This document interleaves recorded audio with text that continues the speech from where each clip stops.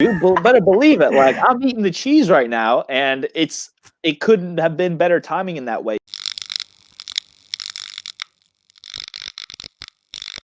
Hey everyone, it's Edrian Pangilinan here, and welcome back to Soul Supremacy, where we talk about all things unapologetic, all things passion, and in pursuit of. And I finally got my title right, my slogan. I've been messing that up for the last couple of episodes. But for today, we have the awesome Austin Kaiser, the author of Putting Wings on Ideas. And as you can tell, I'm holding this book, and just a little bit of information about him. I found him on Instagram.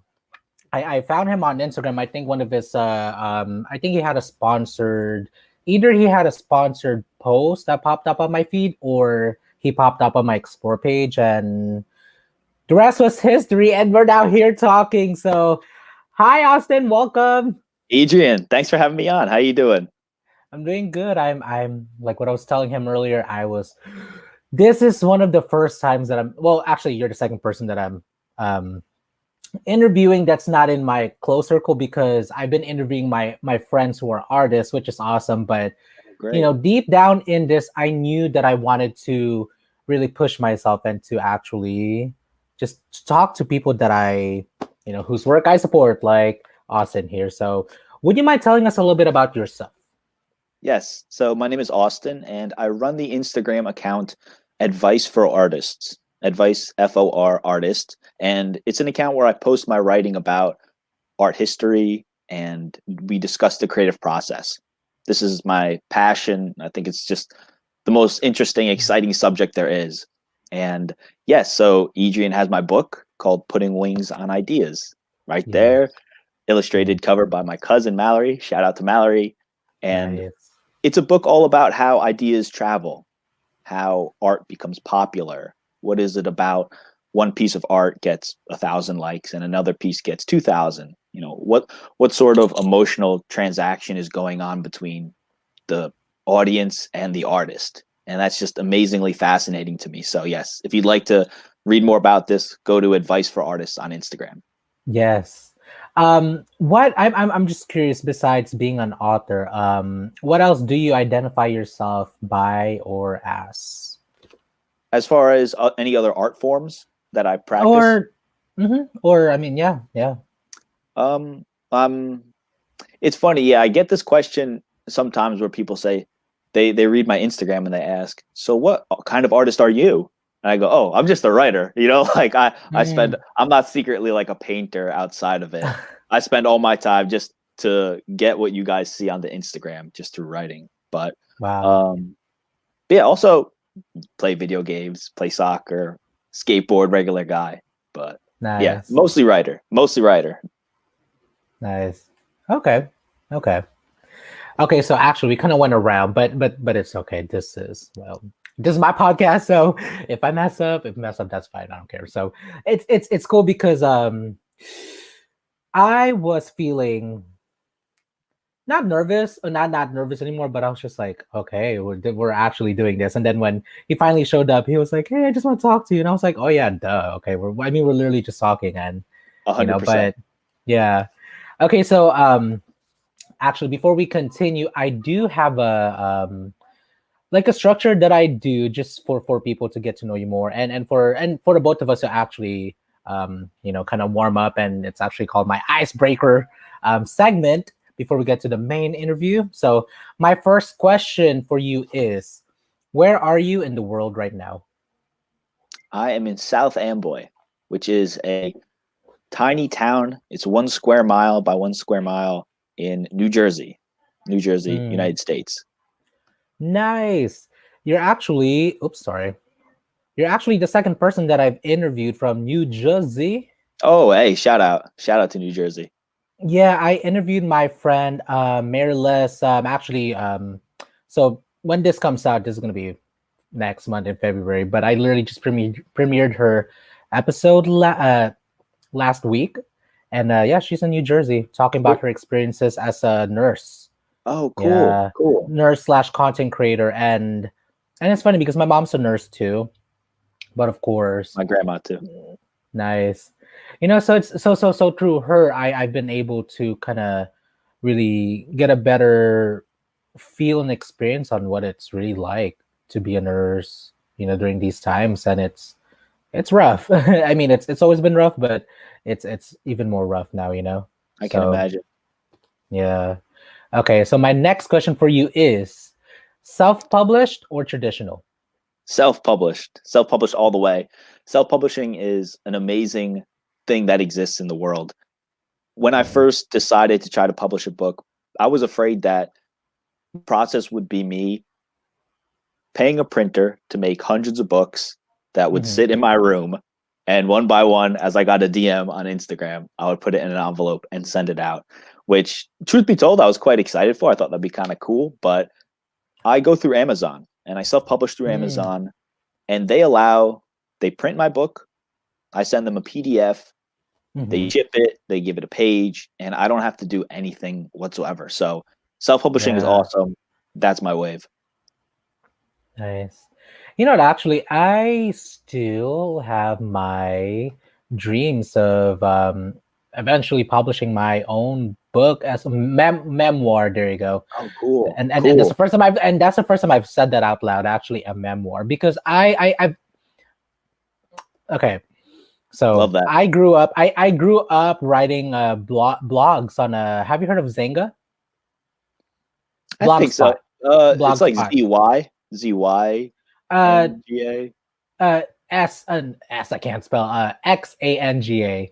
Okay, It was in the I mean this was like back in like I think they came out in 99. How old are you? I'm curious. 28. This is like the Oh, MySpace era. we're the same age. Hey, shout out. When's your birthday? 92 birthday, September Yeah. 28th. Oh, okay, I'm older than you by like I'm March 23rd, so I'm an Cool. Aries. Cool. Yeah. So okay, so super long story short, I have also been I grew up as a blogger actually before anything. Blogging was my first love, and it's interesting because I feel like, especially kind of growing up in the digital media, it's like that really became the version of diaries, and I mean I Mhm. Absolutely. don't personally don't have like a physical diary of some sort, but I was very much okay with putting my stuff online and knowing that no one was gonna read it or was reading it yet, you Yeah. know?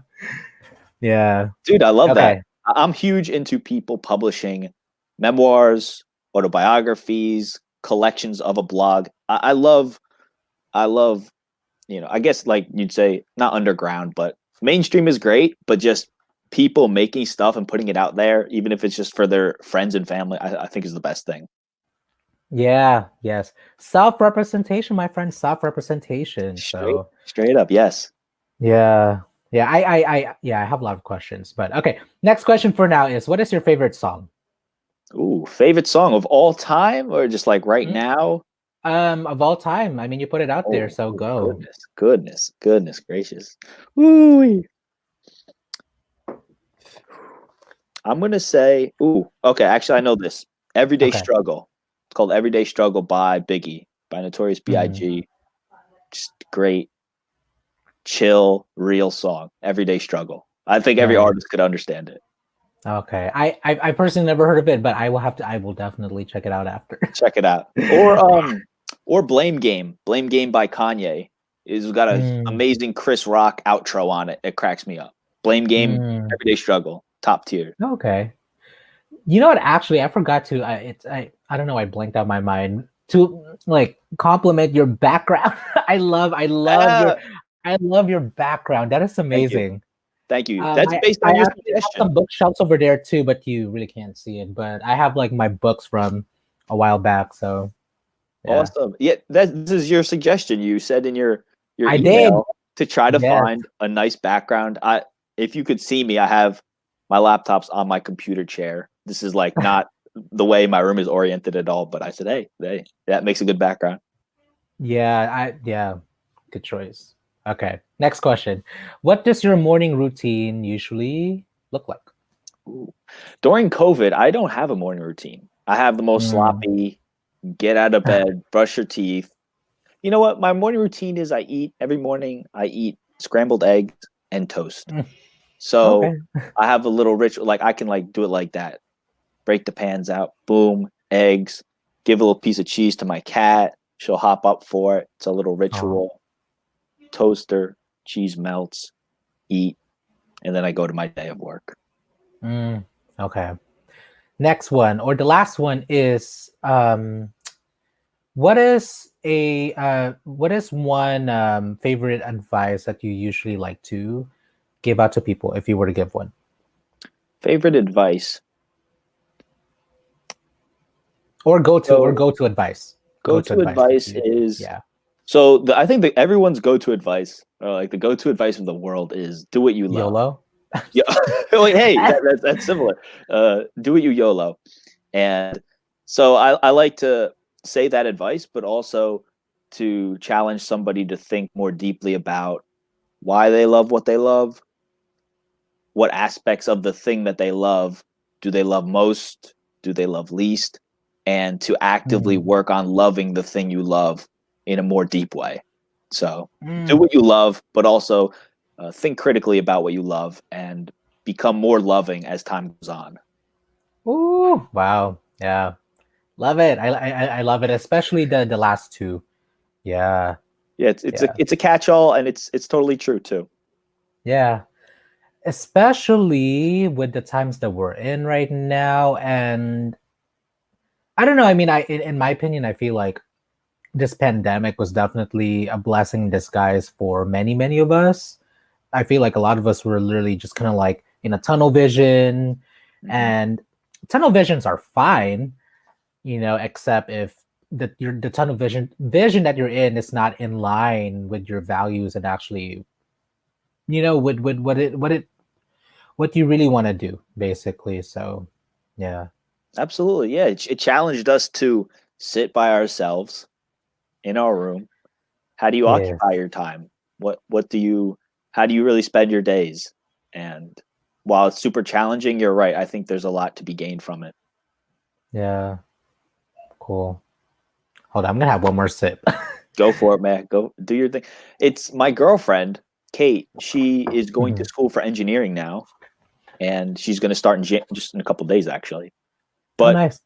she's been a florist for 4 years. She's been a floral Oh, wow. designer, and it's during the quarantine that she realized I love floristry and it's a wonderful industry, but I think I would hit my head on the ceiling after a certain amount of years. And Ooh. engineering, something she always loved math and was low key good at. This pandemic is the opportunity to go and do it. Like her industry is shut down right now because there's no weddings. So Yes. like you said, with all this time, the tunnel vision suddenly it gets wide, and you go, there's other things for me out there. Yeah. Yeah. Mm. Sorry, I was just thinking. That's funny because when you mentioned that, I was like, "Yep, yeah." I'm just gonna say life is for me, and I think this is for my sake of transparency, because this is what I practice for my podcast. Life has been hard, and wow, and like through these contents that I'm doing, it's like being able to talk to not just talk but connect, and with people like yourself. This is really one of the gems, like the light tunnels, the evidences that I'm receiving that I am in the right path, despite of like everything else, like kind of and it just feels like at some point you're just so used to like kind of fighting and kind of always having to defend yourself, to kind of defend yourself, to fight for what it is that you really want, that sometimes you just get tired, and I'm just gonna say that that's where I'm at right now. That's why my energy is low for my viewers watching, and the fact that this interview is happening. I'm super thankful. Hey, This is shout out, unscripted, bro. so yeah, Shout just out, bro. Speak your truth. I appreciate that. yeah. And shout out to those who are just literally just trying to do it, who are really just trying to do it, and two, this is why I have you on this, because I really wanted to be able to pick out your brain, because this over here, this text that you have over here, Okay. So in my opinion, I feel like I feel like this is something that I feel like I will flip through, and then wherever I stop is the page that I will start reading. Cool. Love that. And yeah, I mean, I'm sure that you wrote this in, sequential order, but also with the other book that I have by Morgan Harper Nichols. Let me grab it. Hold on. I actually got these books like relatively, I think, the same time. So your book. Have you heard of Morgan Harper Nichols? No. Who is she? No. She's okay. So she is a well, she's a poet that published her own book. I think she's. Oh wait, never mind. She's not self-published because I think this one over here. Oh, But I wow. think you guys, but you guys literally came out with your book around the same time, and this is what her stuff is about. Like her stuff is about quotes and Cool. yeah, just about her life and stuff. So both of your texts, I just kind of will like, what's that called? I will skim, and then wherever it stops is I feel like is my message for the day. So there you go. Yeah. That's so cool. Yeah. I love that because Yeah. reading, sometimes you're not in the mood to sit down and like get flooded over by a book, but you are down to just pop into something, be like, great idea, and go to sleep. So I absolutely love that. I really appreciate the fact that although, like you said, my book is written sequentially, you can open it wherever and still get value from it. Yeah. It has a lot of gem. Yeah. Okay. So, whew, wow. What a Hey, what a I want to say real quick is what that a segue. Sorry, go ahead. You're good. I What a wanted to say segue. that it's funny. I've only been on 2 podcasts before this, but I feel like the nature of what I talk about, which is giving people advice for their art and for their content, it's a very meta thing. So I go on a podcast and it's not like, oh, I'm a swimmer and I'm going to tell you about my career as a swimmer in a pool and that. It very quickly bleeds over to talking about the podcast I'm on, or, sharing as we each share what we work on, it becomes about the exact thing we're on. So just wanted to say that. No, yeah, and really thank you, because when I asked him, he said yes right away, which I was surprised, because I think with people like him, at least with people with such big following, I'm kind of instantly not expecting the worst, but I'm just like, well, there's a good chance they may say no, but thankfully he said yes, and actually a lot of people that I've reached out to as well, yes, have said yes, and I was like, oh shit, that's awesome. yes, you know? Dude, I think that's the absolute one of the most encouraging facts out there is if you want to start a podcast or interview people for a blog, there's thousands of people who make amazing stuff on the internet and would love to talk about it if only given the chance. I think Yes. I get so many DMs that say, I know you're probably not going to read this because you get so many DMs, but da da da.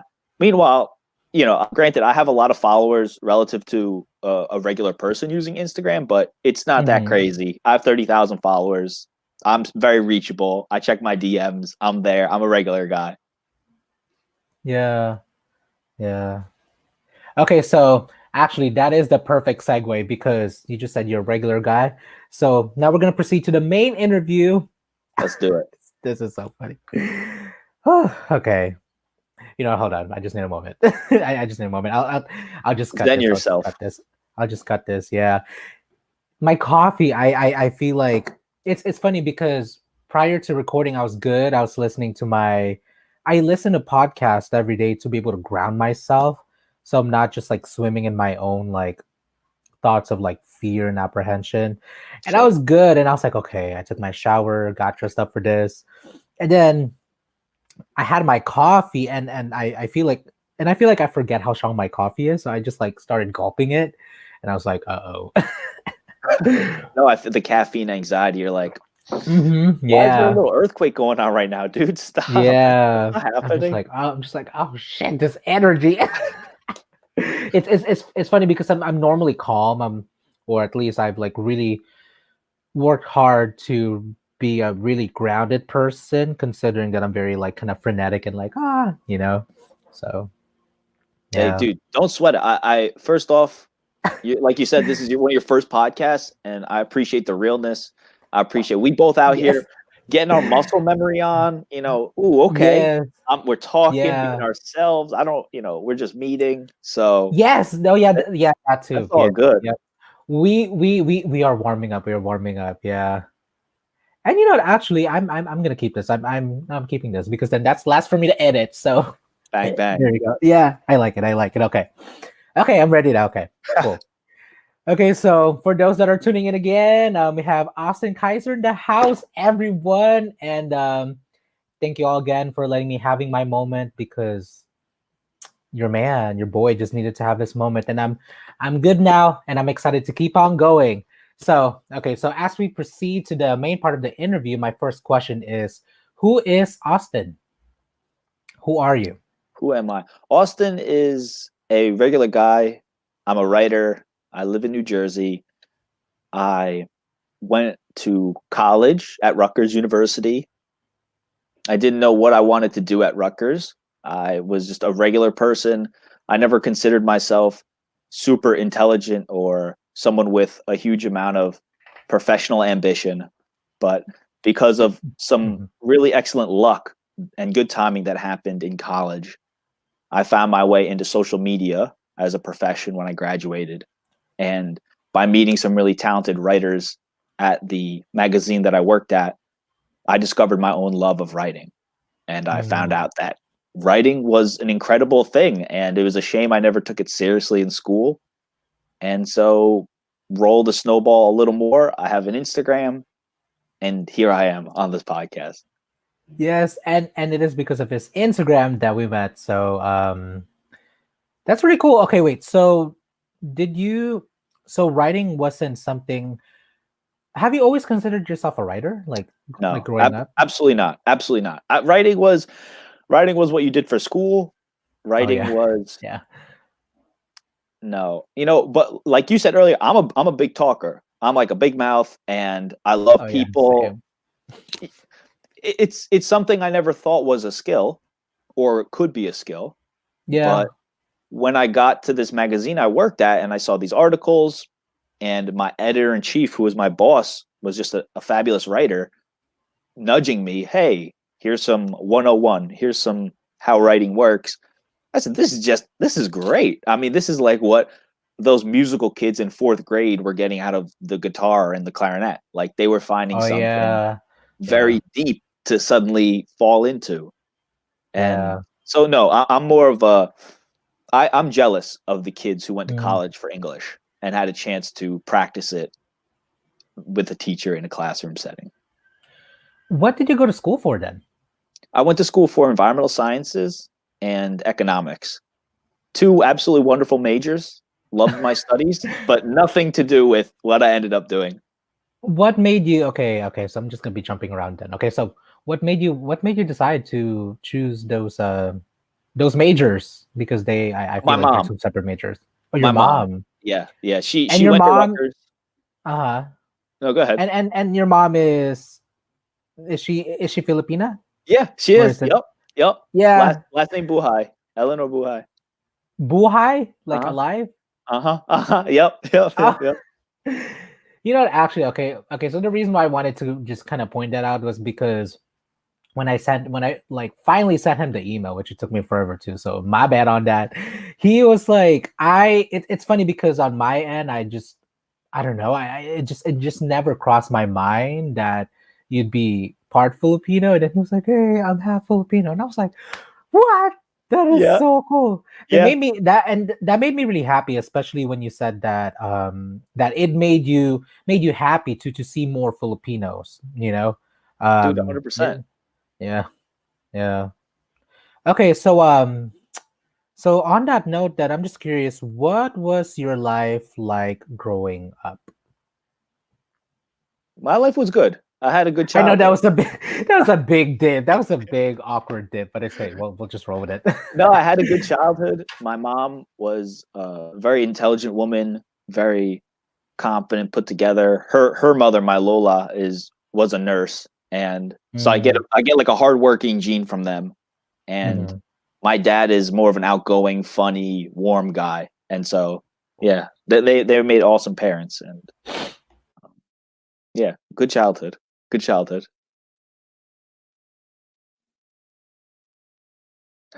Just kidding. I was mute. Okay, so I'm just curious, what were some of your hobbies, like some of the things that you did growing up as a kid? Hobbies, video games, video games, and video games. Played video Okay. games a lot. Love that. Big PS2 guy. Big PS2 guy. Okay. I Um, still rem I used to be I used to be a yeah, I used to be into video games growing up too. I still remember like getting my PS1. Yeah. how can you forget? That's a huge memory. Yeah. Oh yeah, it was big. Yeah, it's like the big circle in the middle. Yeah. Uh-huh. Uh-huh. Yep. Yeah, I remember being at my babysitter's and they had a PS2 and I was babysat by or the other kids that were much older than me and they would never let me play. And it wasn't Oh. until I got my own that I was like, my own PS2. Mm-hmm. We ended up getting one too, and then after PS2, we just nope, just never. I was like, okay, that's fine. So, No, I feel that. yeah. I haven't played video games in so long because I've just grown up and I haven't had time. So one of my aspirations for 2021 is to Yes. maybe get a PS5 and jump back. Mm, yeah. Yeah. Yeah. You mentioned you're 28, and it's. I mean, we're both 28, about to turn. I'm turning 29 in a couple months, which means we're almost 30. There you go. That's my whole rationalization about that. We're almost 30. There you go. Um, yeah, yeah. It's really interesting because I feel like now really getting into the groove of things of like what we've decided we're gonna do as like our career, whether it is for now or in the longer run. It's like Right. I I'm a fan of nostalgia is basically what I'm saying. I because it I don't know, it's one of those things where it's just like you've definitely bookmark like spots and times in your life where you've just like felt very where things felt good and especially when things can get rough, it's just like okay, let me just go back to it. Hell yeah. But not get stuck in there for too long, and that's why when you mention moving into 2021 and kind of wanting to bring that back into your circuit, into your life, I Yeah. think that's important. It's important. It's super important that we don't that as much as possible that we don't lose really that those things that really kind of make us alive besides our work. No, totally. Totally. Yeah. The older I get, the more nostalgic I get. And one day I would Oh love to yes. write a book on all the 90s cartoons or Mm, all the video games I used to play. Like you said, nostalgia is special and I love the 90s in general. I think it's the best decade ever. So we yes, have a lot me to be too. nostalgic about. Yes, yeah. Yes, yeah, because I feel like from the 90s specifically up until 2000, I think 2010 or 12, I think really was like kind of so many things has happened, like has happened. There you go. From like technology to like, do you remember the CD-ROMs? Oh Like I shoot, of course. I mean, well, I mean the CD-ROMs in terms of the internet. Um, like I remember at some point because I just immigrated from the Philippines, like 2001. So this year, 20 years since I moved here, which is Oh which is dude, happy which is anniversary. That's crazy. awesome. Thank you. I Yeah, that was one of the things I remembered was like being at a Walmart and just like seeing a whole bunch of like AOL CDs, Yeah, and yeah. and they're free, so I grabbed Free one ones. and I was like, oh, what's this? And then therefore internet, and I was like, okay, that's cool. And then fast forward to like MySpace, Facebook, Yup, and yup. then Instagram. It's just like I feel like our generation in general, I mean especially the ones before us, really we were really able to see the clear shifts, Yeah, because I feel like yeah. the way social media is now really wasn't the way that it was maybe until the last couple of years. I think the last 5 years, Yeah, I you agree. know. Yeah, it's gone crazy now. Yeah. Before it wasn't as problematic. There was a lot more fun and it was exciting. And you can separate yourself from it too. It's Right, right. It yeah. wasn't life. Yeah. It wasn't life. It was just a fun thing to go check out. You can turn on and off. Right, right. Yeah. Yeah. No, it's true. I'm not. Okay. I'm not jealous of the kids who are like 3 years old now, growing up with an iPad. I think we had an awesome, like you said, we got to see the shift.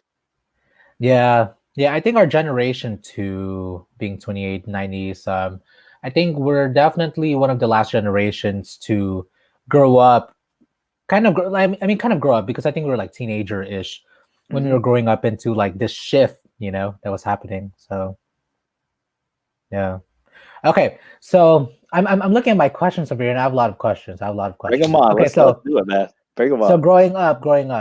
Okay. So growing up, I know that you kind of vaguely mentioned this earlier, but so your life was like, any, I guess, ordinary kid's life was like you played video games. I'm assuming you played outside Hmm. all day until your Bicycle parents like riding, dragged you to come in, go inside, it's nighttime, little manhunt time at to night. eat dinner. What is it? I said little manhunt at night, like hide and Oh, seek. dang. Oh, yes. Oh, yeah. Uh-huh. Yeah. Yep. Big time. Big time. Yeah. So then, because my question that I have here was, at that point of your life, did it ever cross your mind that you'd ever be a published author? No, no, no, no, no. I feel like I completely lucked into everything into writing in general. Hmm. Like I said, I grew up just a regular person. I wasn't so smart that it's obvious, oh, you're going to be a doctor or you can be anything you want. It was more like, figure it out. And even in college, as much as I loved my majors, by my senior year, I realized that the people who would go into environmental science are people who are seriously passionate and are Mm-hmm. ready for a lifelong battle, essentially, with all like the oil companies and coal companies. And it's both like a intellect and your heart really have to be completely Yes. into it. And I wasn't there. I respected it. I thought it was wonderful. It was a good thing. I that was not me. So Mm, it's complete. It's good fortune. We're talking about social media that mm, I managed to become a social media manager in 2015 as it was mhm. becoming a new profession and nobody had experience in it. And I was an enthusiastic kid willing to write tweets for cheap. And that's what led me into the book, being curious about popularity and viralness, and ultimately into helping me discover writing was something I could see myself doing for a long time. Nice. Yeah, it's well, okay, I have two follow-up questions. So when you said cheap, how much? I'm curious. Those tweets. Uh, well, my first job, thankfully, was a real job where I got paid. It was $30,000 a year. And Okay. yeah, as a kid, I was like, Oh yeah. easy, no problem. I'll write all the tweets you Starting, want. starting, yeah, Yeah, yeah. Starting yeah. job, yeah. And I remember even the second job I got a year later when they asked me how much you want to make. I said at least 35. I want 35. And they said, okay, well that's great because it's 40K. And I was like, oh my God, absolutely. Yes. Okay. Social media. Who knew? Absolutely. I'm here. No problem. Yeah.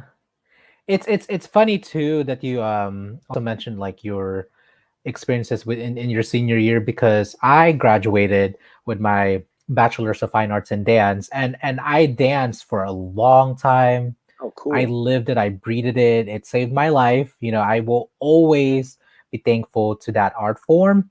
But let me tell you all watching, okay, or listening, whichever format you're tuning in.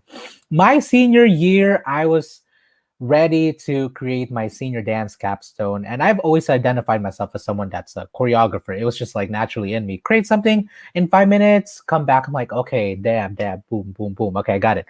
But by my senior year, I don't know. I felt like, well, it was a lot of things. First of all, I think there was a like that similar moment that you were experiencing of like, oh shoot, if this was something that I really wanted to pursue professionally, I think I would be more like my peers whom I was, in the same class with. And I was like, I'm not at all like them. Like I don't see myself wanting to become a teacher or like a professor or like being in a dance company. Like I don't have like these same aspirations or seriousness to it, like professionally. that my colleagues, my friends had. And yeah. So yeah, that was rough. That's a real concern. That's a real concern for seniors. Yes. Yeah. Yeah. So then just kind of a little bit of a segue then to like, I mean, obviously we're doing this interview now and just kind of, so this is where I ended up at after, like, literally after I graduated. I did social work for 2 years, and at some point I thought that this was something that I was going to continue in because I just really have the heart to help people, especially people with special needs. And it's interesting because I did it, and I was like, okay, I did the full-time thing, and I was like, oh, benefits. I remember like getting my packets during the orientation. I was like, at 25, I graduated at 25 because I was a transfer from a community college. So I was like, okay, I'm an adult now. I have benefits. I have a full-time job. And then 9 months later, I left. I was like, nope, nope. My man. Yeah, and then but then I did another so in between I entertained, not entertained, but I really pursued being a YouTuber, being a content creator full time. So then for a couple months I did it, then I kind of chickened out and went back to, working another full-time job like the whole 2019. And then fast forward to 2020, I was like, nope, I can't do this. I I don't know. I mean, I feel like it's something that I've had to make peace with, is that I guess maybe for my family, it's just like in a family that is like going this way, I'm like, I'm gonna go this way, like I'm gonna creep out. I'm like, okay, Yeah. yeah. Don't mind me. Don't mind me. I'm just doing my thing. Don't, I got it going. Yeah. I'm curious then. Okay, so I'm like what I said, I'm gonna be jumping around. What were like what did your family think of this? I'm curious. I'm genuinely curious about your It's path. both my parents were very supportive. When I Nice, remember yes. I was living in Jersey City at the time and at a full-time job. And at my job, I was thinking of this book that I wanted to write. I said, someone's going to write this book soon. This is a very interesting topic. It's going to happen. So I have to do it now. Mm-hmm. And yeah, I called my parents up and they said, okay. Kind of like you're saying with the benefits and security. They're like, Austin, you work in the city. You, after not studying anything in college, you should be super ready to just sit exactly where you are and do your thing. But if you're that passionate, I mean, we trust you. You must have an idea of what you're talking about. So Oh, we'll support wow. you. You can come That's home. key. Trust. Yeah. Yeah. Yeah. Yeah. So yeah, I've been very grateful that they support me, even if they don't always understand exactly what I'm trying to do. They're very much, we don't know what publishing is. Like it scares us because it's a complete unknown. I Yeah. don't know any writers in real life, but keep doing what you do, Austin, and I'll share something with them, a piece that I wrote. They'll say, this is really good. So I remember, that reminds me, I remember when I first got 5,000 followers, I said to my dad, I was like, this is great. Oh my God. Finally, there's validation. There's other people saying, we also like this thing that you, Austin, have been doing privately in your room and showing no one. We like it. Mm. And I said to my dad, that's great. It makes me feel so good, like to know it's not just me who likes my writing or you, my dad, just telling his son that it's good. And he said to me, oh no, I always knew you were good. If it was bad, I would have told you. I would Oh. not have just sugarcoated it like this whole time. And I was like, Mm-hmm. thank you, Dad. I appreciate you. I'm curious, what made okay, so I know that what made you leave your job to do this? Because you were in a position where I'm sure you were financially secured. Because in your it's funny because I feel like prior to meeting you, I already know so much about you from the text over here. This amazing text. Um I know you moved back home to do this, but I'm curious, what was that defining moment when you were like, okay, I guess I'm really not. I guess, but I'm really gonna leave my job now. I'm gonna write this book. What was that moment? Please take us through that experience. That moment. There were a couple moments. So I'll walk you through one moment and then my thought Okay. process. Okay. The moment was I wrote an article. I worked at a magazine and a Mhm. hip hop magazine all about music. And I wrote an article. Me being a social media person, that was not my job to write an article, but my editor let me, and it performed very well. It a lot of people, commented on it, liked it, and that got me curious about why that happens. What is it about certain articles that makes one more popular than the other? And it got me thinking about viralness. And when I knew that that was a big and interesting idea, that why things become popular is useful for painters, musicians, writers, people who write articles, every type of person who puts something into the world. This is somewhat interesting to them. And with the internet growing, this would be a book that, in my mind at least, it hasn't happened in the 5 years since I wrote this, but I thought someone would write this by tomorrow. I thought I would have to beat many people to this book. So that was a big part of the urgency for me to Yeah. say, Mom, like, I think I can be a writer. Writing, I just want to try it. And with this big idea, I don't know that there will be that many more big ideas like this that I could claim and say it was mine and I was the first.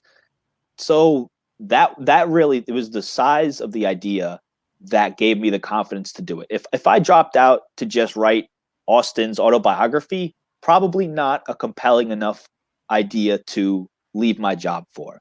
But because I felt so strongly in the idea, Mhm. that's really what did it. Wow.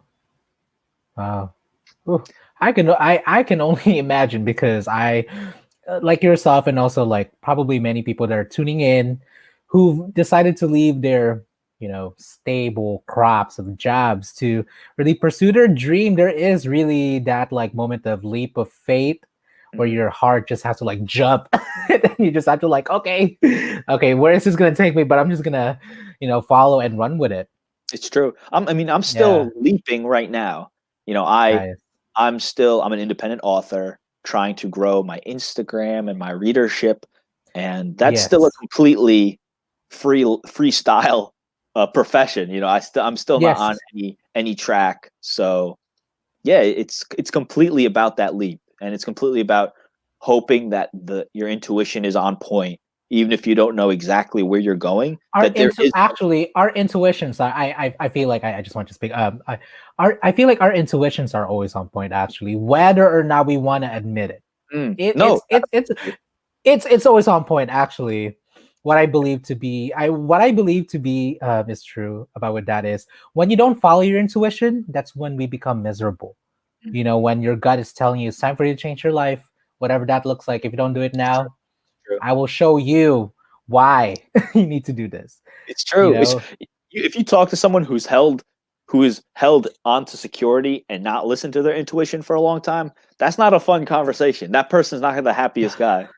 yeah, yeah. I mean, yes, it's a sad life. It's a sad life, or can be a sad life. There you go.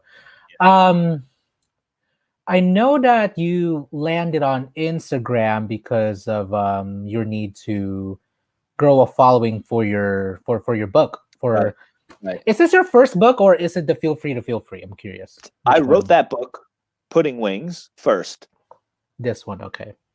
but technically I published Feel Free first because that Oh. was once I posted enough posts on Instagram, it dawned on me, oh, let me just package them into a book. That's probably the Mhm. most accessible thing for my readership to want, right? Like this book is kind of out of Putting Wings is out of left field a little bit. That idea has to grow on them. But Yes. Feel Yeah. Free was very organic. So I said, oh yeah, well, I'll publish my post first. So Feel Free is my first published. Putting Wings was written Okay. first. Nice. Um, I know that at some point you had to, from what I read on your text or even online, that you had to grow a following first. Right, right, to be published. to be published, or at least to be taken seriously by traditional publishing firms, right? Absolutely. Would you Right. mind speaking up on that? Just speaking on that, actually. Sure. So I've actually just gone through a huge personal revelation recently, which is Mm. that, yes, the short story is if you want to be published by Random House or Penguin or one Yes, of the Penguin. Yeah. 5 big publishers, they want guarantees. Yeah, they want guarantees that your work is going to sell. They don't want to take a Mhm. chance. That was how publishing was done in the past. They would take a chance, but that's not really the case right now. So, yes, you need a following. As disheartening and unfortunate as that is, that's the case. So Mhm. for a long time, I had my Instagram in order to gain the following, prove to a publisher that I had an audience.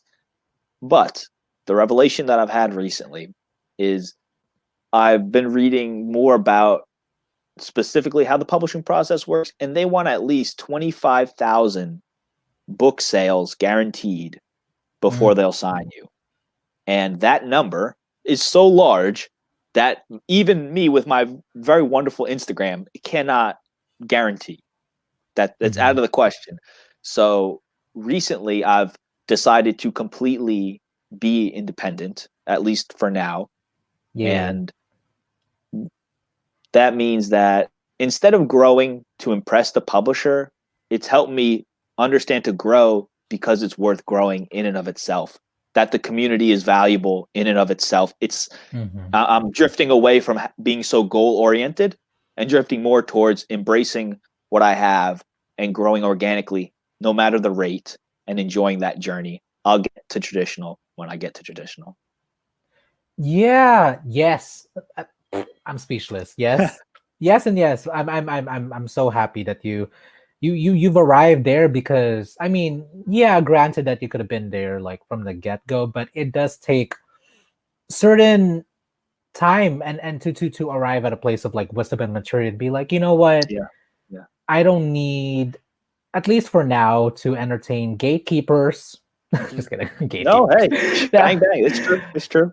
Gatekeepers, like I mean, especially now with the times that we're in with social media, is It's a that thing. it's really, the beautiful thing is that we really get to create our own opportunities. Granted that it's like, yeah, we are, trailblazing, and it's can be hard, but the opportunity is out there. We just have to grab it. And this is not like 1995 where we probably had no choice but to go to a traditional route just to be seen and to be heard and for you to be recognized. Yeah, completely. So I Yeah. appreciate it's taken me a long time to get to that point of realizing why I am growing and what I want to get out of it. But yeah, I consider it a point of maturity, and I think it's so freeing to no longer try to attain a goal that wasn't really in my heart in the first place. But like you say, it's very difficult. It's not a thing that someone, I live at home with my Faint parents. faint for the heart. Yeah, it's not for the faint of heart. Ooh. It's as much as my Instagram is a lot of positivity and about loving, like I said in the very beginning, loving what you do. There are tons of real world concerns that must be attended to before you can kind of just leap into the fairy world of just loving books and recreation and leisure. There's a whole lot of Mhm. hard work involved as well. Yeah. I'm curious. So what are some of the differences between like well, I think I have an idea, but I just wanted to hear from you personally. What are some of the differences between having your book be published by yourself and then actually be published traditionally? The difference is that you own the self-published book. So if I was to publish traditionally tomorrow, I would have the advantage of they would put it into bookstores. It would be seen. It would Mm, oh yeah, probably yeah. be reviewed by, I don't know if the New York Times, but by major book reviewers. It would be pushed in front of them. So it would have an Mm, opportunity to reach a national audience. On the other hand, it would not be my book. For instance, I couldn't publish parts of it on my Instagram for fun. I couldn't. oh. I wouldn't own.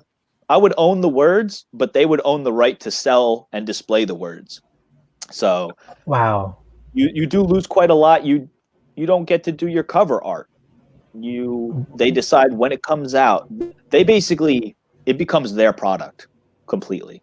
Mm, So while it is the thing that your relatives may consider more esteemed, it if you choose to go the independent route, you do allow yourself to keep control over it. mm, wow. Would you ever entertain being Oh, sure. traditionally published? I still hope to, and there's a lot of security involved in that. So absolutely, Yeah. but it's no longer something where I'm trying to reach it by. I was hoping to get an agent this year originally, and have Mhm. an agent sell it to a publisher within the next few months. But when I realized their standards were much higher than I thought, I've like, okay, maybe in 2025, who knows? It'll be down the road. But yes, I'm still open to it. Mm, okay. Why advice for artists? The name of Why your is it called Instagram. that? Mm-hmm. Honestly, I just thought it was really straightforward. That name, It is. It sure is. When I saw your name, I was like, okay, yeah. yeah, It's like, it's exactly what it is. I picked it. I've since fallen in love with it. At first, though, I picked it with that mentality of marketability. It was completely about directness. And for a mm, while, I thought about changing it because I want to write about more than just strict advice to an artist. I want to mhm. write about my favorite things and autobiographical things. But yeah, so the short answer is it's a very marketable name, but it has since grown on me and I quite love it. Okay, nice. Yeah, I was reading. I mean, I don't know when that chance will be, but I know that I like as I'm skimming right now, I'm like, this is so good. you know, maybe I just really, I mean, I meditate, but that's one thing, but it's like being able to really like sit down with a book.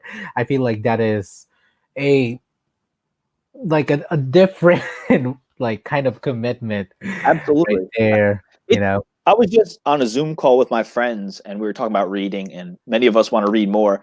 And I said for me it's kind of like eating vegetables. Like especially Oh, before bed compared to being on your phone, it's so much more calming for the mind to be just on a normal, simple, straightforward thing rather than the phone. And as I understand, people are tired; they don't want to read at night or what have you. It's different type of attention span, but when you get into yeah, it, but these are it's the healthy. same people that read their phone, you Yeah, know. you ain't lying. You ain't lying. But Yeah. once you get into it, you feel much better, like vegetables. Mm, yeah, actually. It's actually the irony in that is, as we're currently speaking, so fingers crossed that by the time this episode does come out next month, that my phone will be fixed. Hey, well, what's the matter with Yeah. it? Let me see. As of yesterday, the thing would be stuck on the Apple logo. So, yeah. I mean, like, I know it's dead right now, but like when the battery is charged, like you know how it would load up for those that have Apple, the Apple logo will pop up and then it'll open or it'll turn on, but it's been stuck there. And Got you. last night I was going crazy, but actually, then on the other side of that, I was like, it was super interesting to really realize and feel what my relationship with my phone was, Hmm. Hmm. you know, especially with a lot of people. And I mean, of course, granted that the tools that we have on our phone now are so much more like, oh yeah, I need my phone. But at the same time, I'm like, bye, you know, because I have this book over here, I have this book over here, Real and then talk. actually, here's a new book that I have that somebody gifted to me during Christmas last year. Oh, So cool. I've seen that book. That's quite popular. Yeah, I recognize that.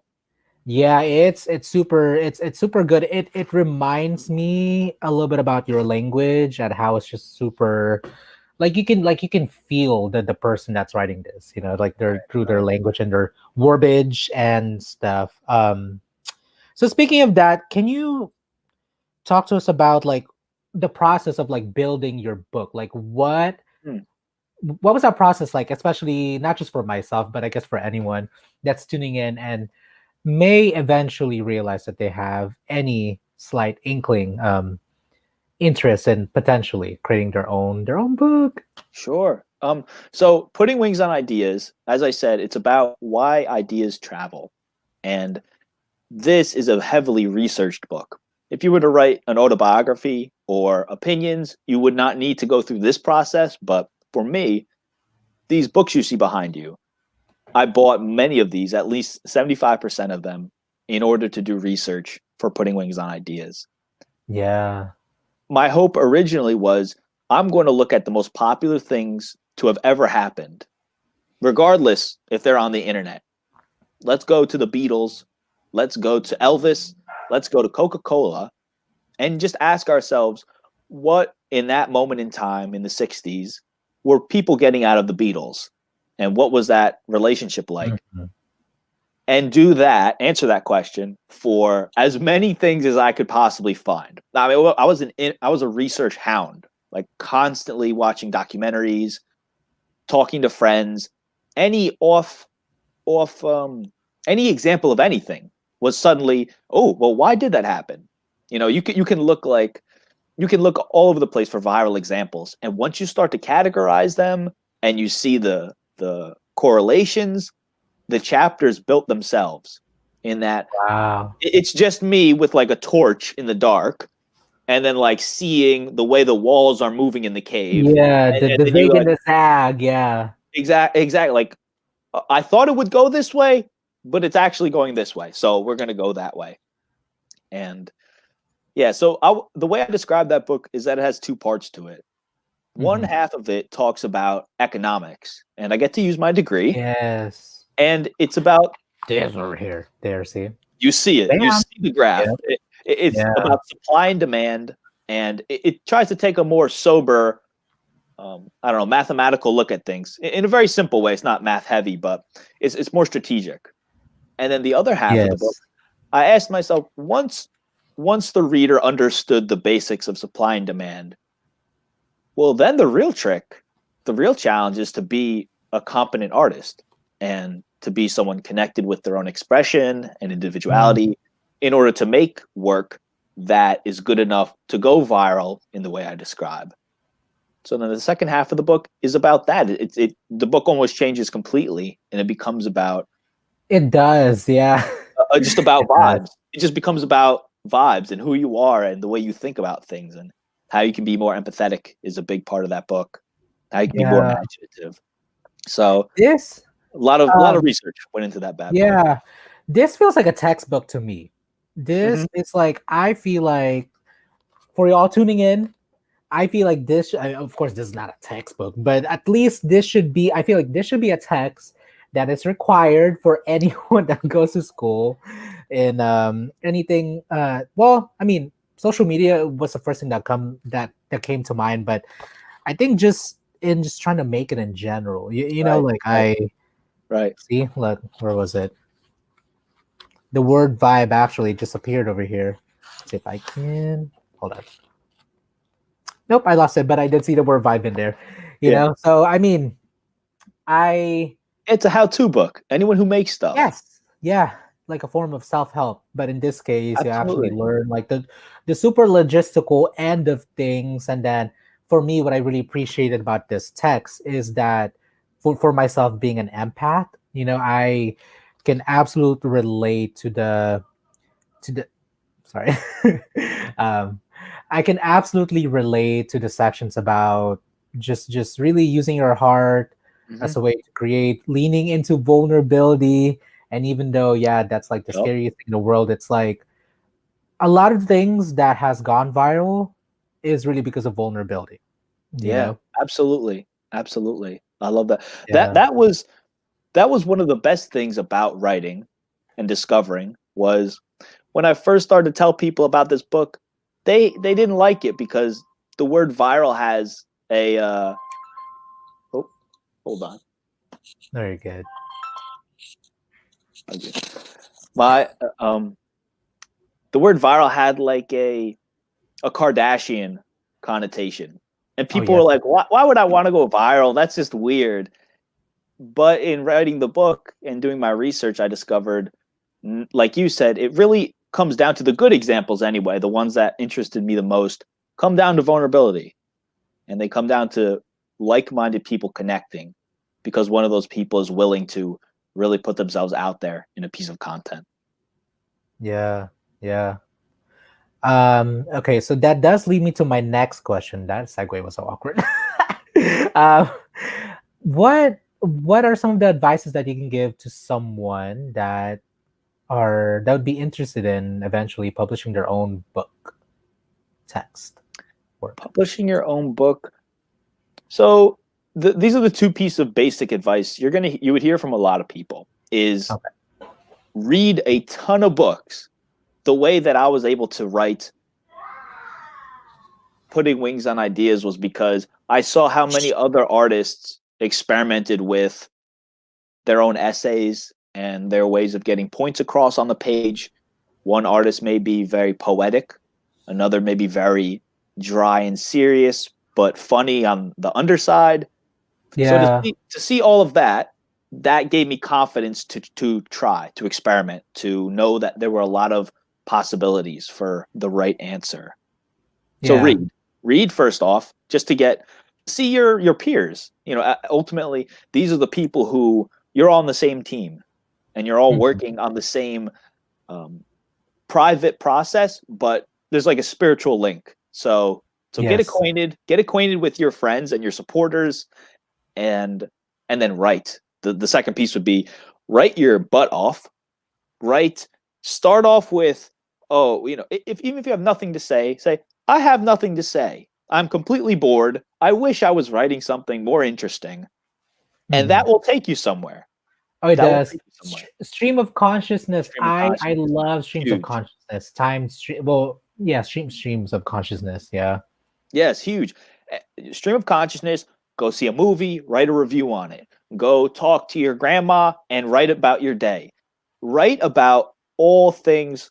To me, writing, if you think, you can be a writer, which is to Yes. say everybody can be a writer. It takes all forms. So do that for 6 months, just pushing out. It doesn't matter. Just do it. Sit there. Just throw up on the page. And then whatever this book is that you want to write, this bigger idea, this more important, precious one, you will feel Yeah. much more comfortable handling that. I think it would be a mistake to go right to it and try to do it just out of the gate. You Mhm. might get, and this happened to me with Putting Wings. You know, this comes from experience. You may become a Okay. perfectionist. You may try too hard to make it perfect the first time. Yes. I recommend just Being freestyling too for a freaking while. precious with our works that we just get paralyzed and you just never move forward. You know. It's absolutely true. It's absolutely true, and that's its own topic. But yeah, practice for a long time, and then go to your big bad work, and it'll be a much smoother transition for you. Okay. Cool. Thank you. Thank you. Thank you. Okay. So I was looking through your text last night, and I actually have some questions that I personally want to ask you in person, or well, in person. There you go. How does one actually create content that goes viral?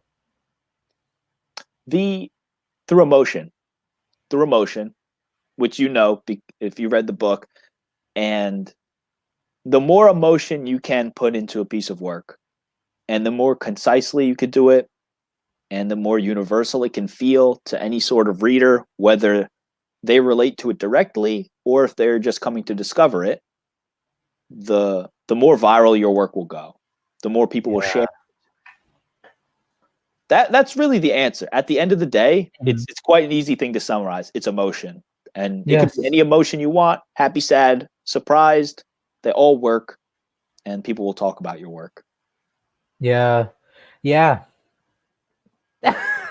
It's funny. It's funny because one thing that's coming to mind right now is I did this short film last year on a whim. Okay, so the short film is called Uha, which means, or in translation, it's the boy who was desperate for love.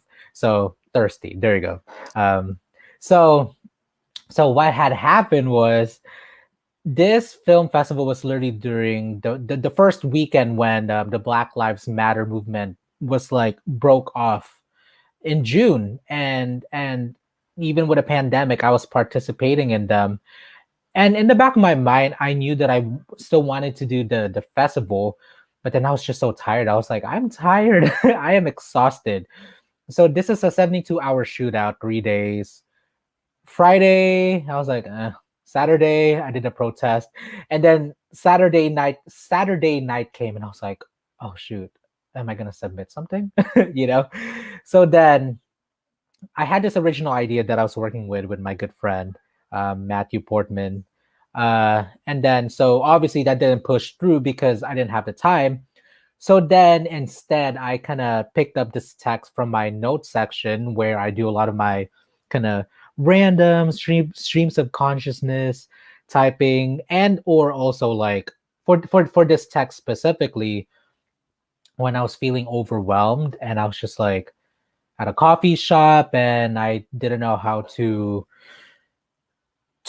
cope with it, because at some point I was like, okay, calm down, or you can do this, and then that wasn't working. So what I started doing was I just started typing it down. I was just like stream of consciousness, blah, blah, blah, blah, blah, like that basically. So I took that text and made it into a short film. Awesome. First of all, it won. It ended up winning Oh my the God. very first outstanding LGBTQ filmmaker award, which I wasn't expecting. And second,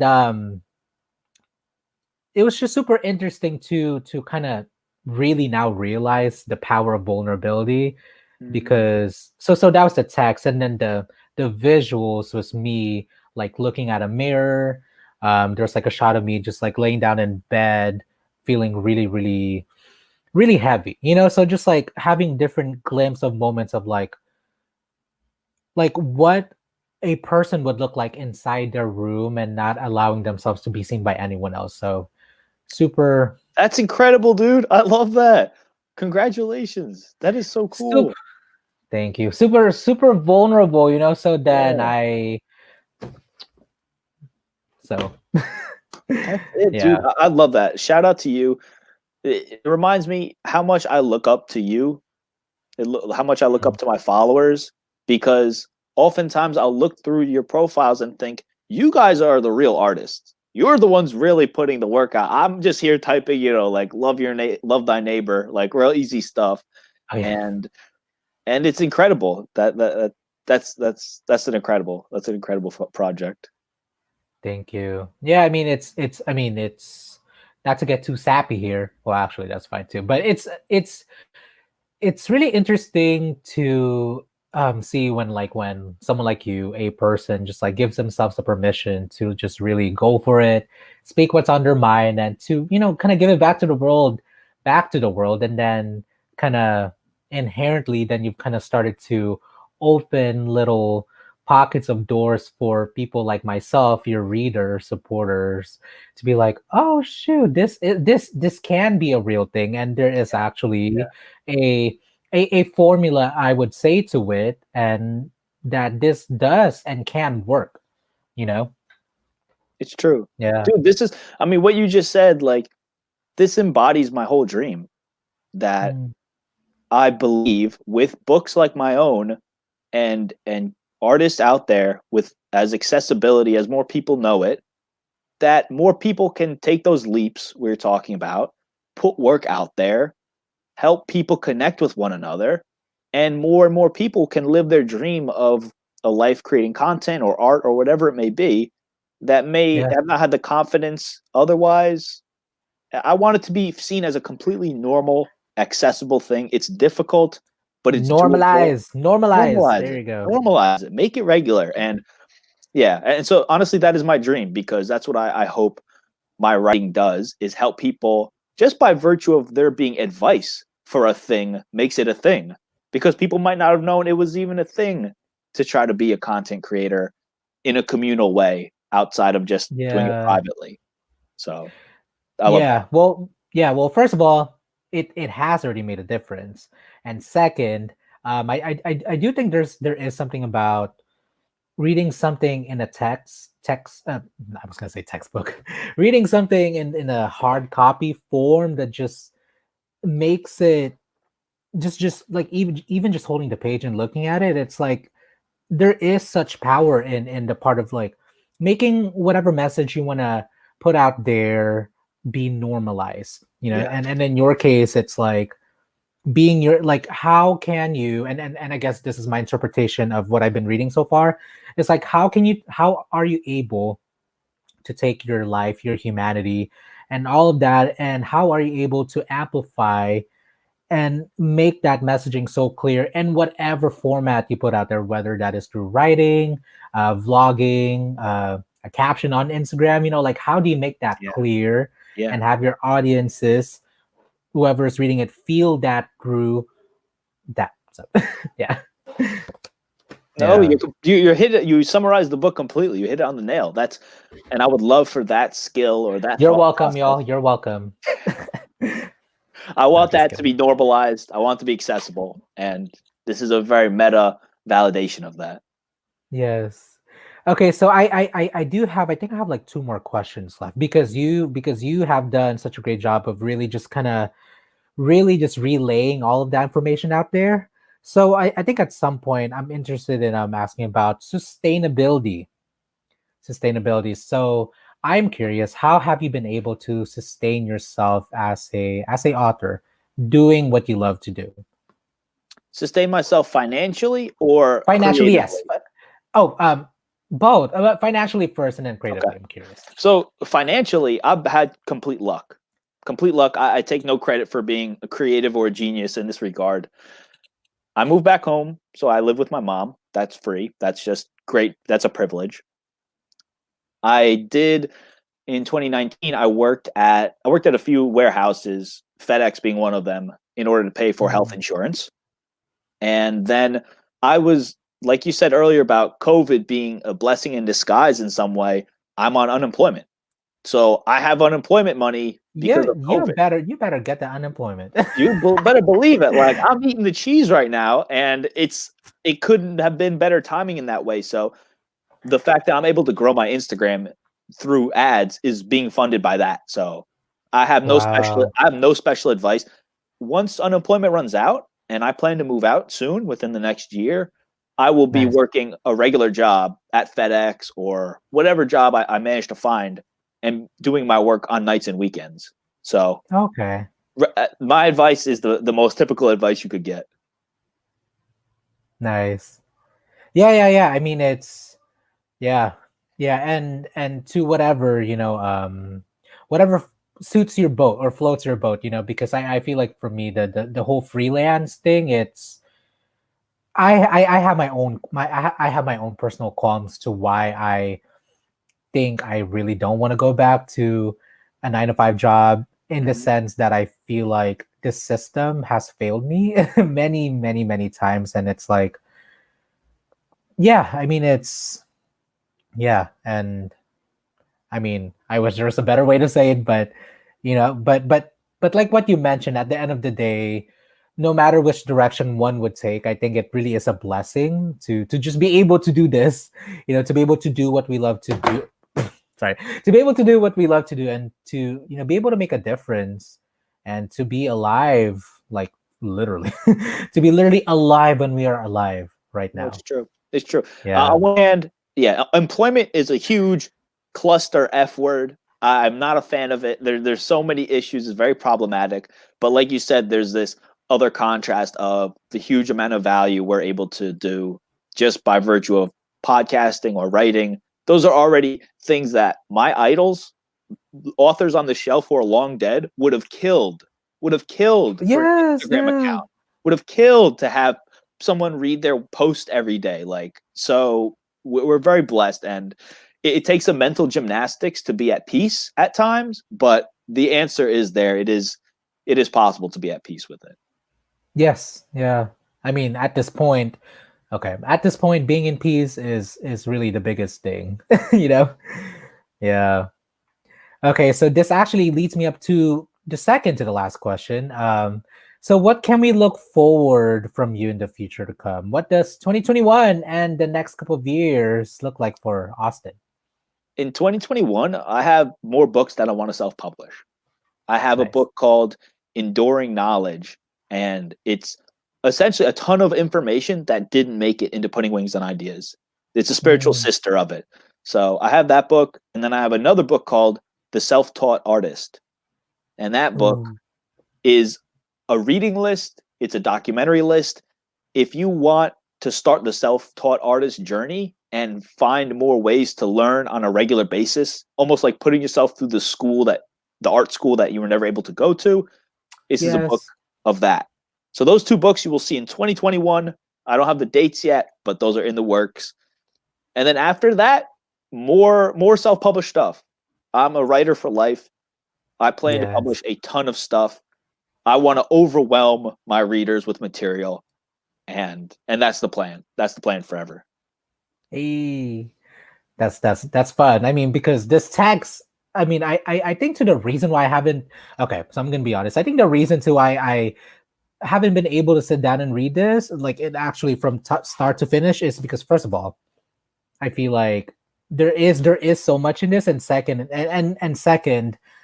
I feel like I'd be sad if I actually finished this. It's like a thing. It's like a sentiment that I have with like being like finishing something, and it's like, oh, that's it. But Well, I finish mean it, that is the thing. What's that? Adrian. Sorry. Finish it quick because there's sequels. There's more stuff coming. So you won't be sad Okay. for long. You'll have something to come after it. Okay. Yes, you heard it from him. You heard it from him. This is so cool. Okay. It's funny. It just popped up in my mind that I haven't even finished the book, and I'm talking to the author already. So you all heard it here, my peeps. Okay. So my final question before you plug in where people can find you and all that fun stuff is what hold on, sorry. What legacy do you want to leave behind? What is the legacy that you want to leave behind I with would your love work? to leave behind the legacy of accessibility. If I could make being an artist and a content creator a more normalized thing, a thing where people felt like there's educational resources for them, there's communities that they can join, then that's the best legacy ever. You guys will have the real legacies. You guys will have the real domino effect, and I don't know what you're going to accomplish. It's going to be incredible. You're going to change the next generation. I hope to just make it seem accessible. And you have. I mean, which is why we're having this conversation. So thank you so much again. Thank you. Oh my gosh, I'm okay. I feel better now. This is like, for those that are watching, you already know, talking to someone for the first time. It can be a process, but I'm super thankful that Austin was really, really very personable, very down to earth, and was very you know fun guy to talk to. So on that note, my friend, where can people find your work? Go plug. Advice for Artists on Instagram. Advice FOR Artists on Instagram. I also have a website, austinkaiser.me. Austin Kaiser, Nice. spelt like it sounds, ME. Yeah. Thank you. Thank you so Adrian. much. Thank you, my Wow, man. I we did really, really had it. fun. Wow. Thank you for letting me practice on No problem. Thank you. Same to you. This is my third podcast. I need to shake the rust off. This has been a great time. You actually, before we end this, I just want to say that you need to. I'm surprised that you. Well, I mean, of course, I'm sure you're busy with your job, with your outside job or day job, and then with this job. But I really feel like doing podcasts and guessing into other people's podcasts is something that I really easily see something that you can take advantage of. Thank you. Yes, I would love Yeah. to do it. When I share this on my Instagram, I'm going to put out a call. Everyone else who follows me, if you have a podcast, I want to be on it. Let's chat. I need to talk to some people. That's good. Let's do it. Yes. Let's stay alive through creating, my peeps. Let's keep Yes. loving. Let's keep Yes, y'all. expressing. Let's keep speaking our own truth without harming others, hopefully. And on that note, we made it to the end of the episode. So thank you all so much for watching the Soul Supremacy podcast, where we talk about all things unapologetic, all things passion and in pursuit of, and your boy made it. So thank you. Thank you, Edrian. Take care. Bye. This podcast show is a product of Studio Penguino. For more information about advertising, please visit www.adrianpenguino.com.